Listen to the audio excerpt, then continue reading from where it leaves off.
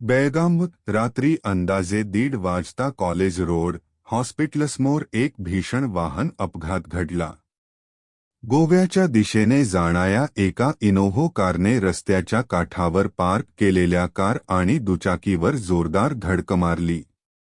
या धडकीत पार्क केलेल्या वाहनांना मोठ्या प्रमाणात नुकसान झाले असून सौभाग्याने मानवी जीवितहानी झाली नाही।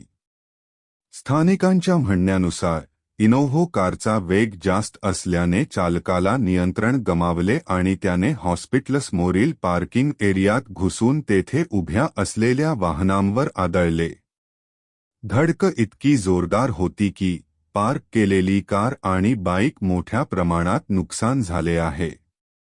या भागात वारंवार वेगवान वाहनांच्या अपघाताचे प्रकार घडत असल्याचे स्थानिक नागरिक सांगतात।